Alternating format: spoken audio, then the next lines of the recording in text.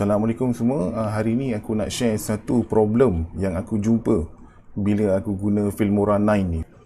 Problem ni jadi bila aku dah install Filmora, lepas tu aku nak download preset. Download preset-preset yang ada dekat internet untuk masukkan ke dalam Filmora. Apa yang jadi, bila kita dah masukkan preset yang kita baru download tu, preset-preset yang ada dalam Filmora tu yang sedia ada, dia akan hilang.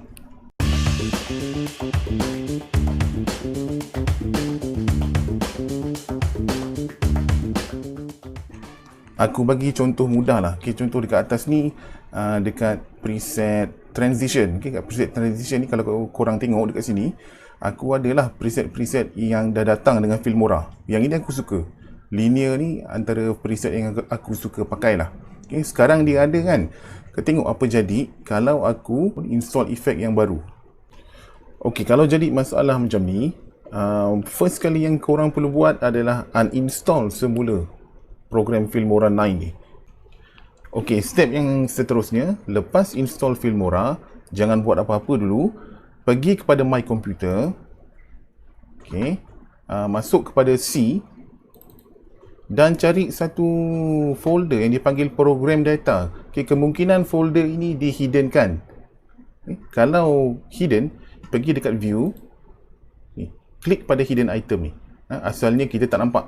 Kita klik pada hidden item, masuk folder program data, cari folder Wondershare Filmora, kemudian pergi kepada ini, default effects, dan folder ini, default package. Okay, ada banyak benda dekat sini. Scroll sampai bawah, cari ni, satu file yang dinamakan config.json.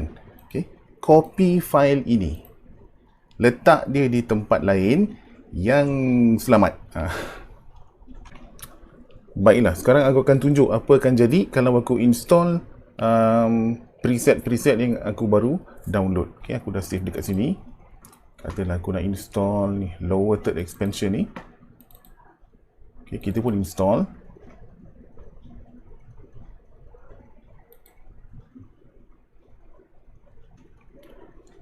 Okay, kemudian buka Filmora.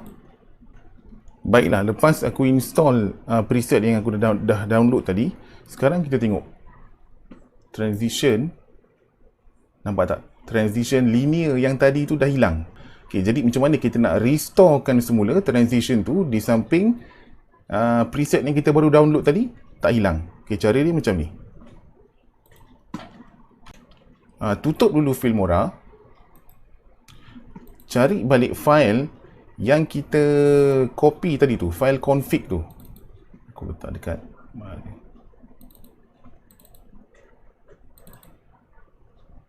Okey, ini file yang aku dah copy tadi, file config tu. Kita copy balik. Kita buka folder program data tadi. Ni. Masuk Wondershare Filmora, default effects, default package, dan kita paste.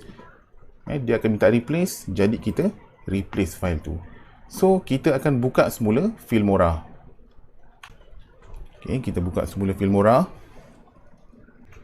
Okay, kemudian kita tengok tadi folder transition. Tu transition linear ni dah ada balik.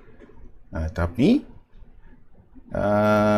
preset yang kita dah baru install tu, dia pun akan ada juga.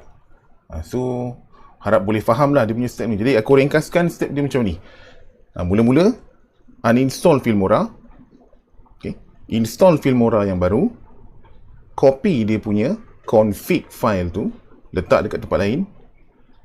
Kemudian kita install semua preset yang kita download. Kalau ada 10 preset yang korang dah download, install lah semua. Lepas korang install semua preset yang download tu, kita copy config file tu, paste ke dalam Filmora punya default package punya folder. So itulah dia punya step. Harap ini membantu. Kalau korang ada cara-cara lain, boleh share dekat komen bawah. Aku pun nak tahu juga Okey, sekian. Terima kasih.